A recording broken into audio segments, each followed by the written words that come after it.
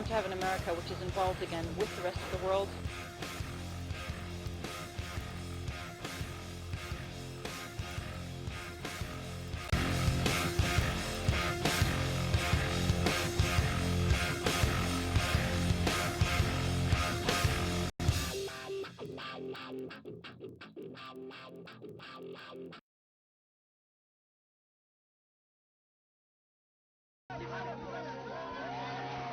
Saddam Hussein and his sons must leave Iraq within 48 hours. Their refusal to do so will result in military conflict. We came to adopt a group of ideas known as the Bush Doctrine. This stated that as the U.S. we could wage preemptive war based on perceived threats. These ideals are rooted in the administration of George Bush Sr. near the end of the Cold War era. We went into Iraq without the support of the UN Security Council. Even some of our strongest NATO allies, like France and Germany, said no.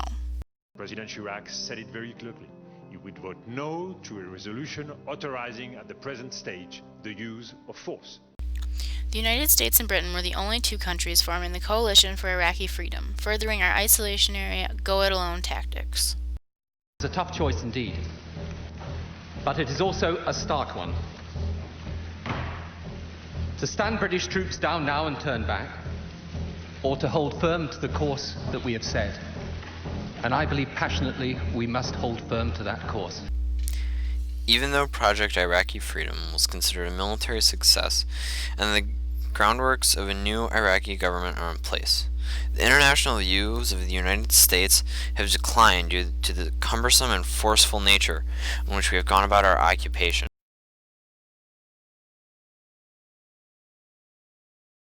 Why is it so obvious?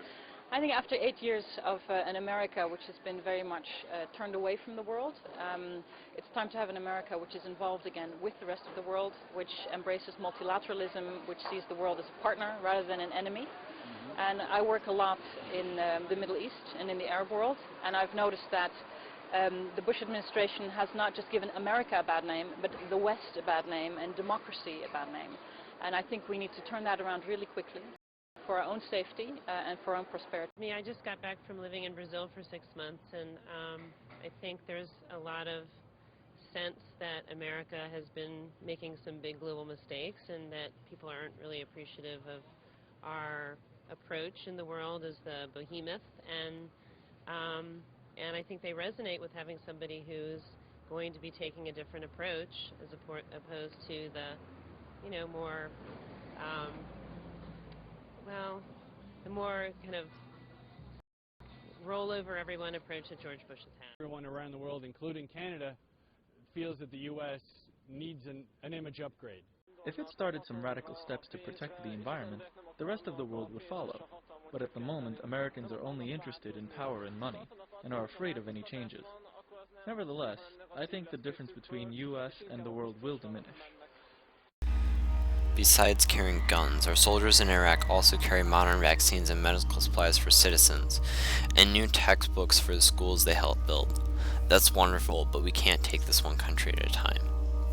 The United States' increase in military spending last year was equal to all of its other foreign relation funds combined.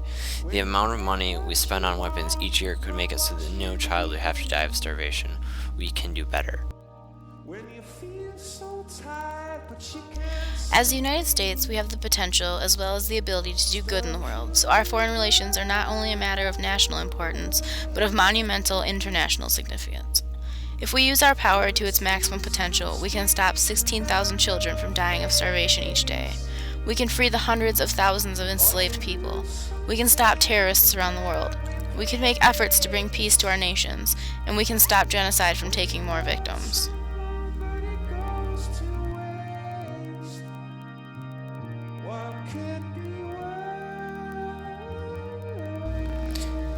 And cooperation will enable all of us, not US, but all of us, to save ourselves and our planet.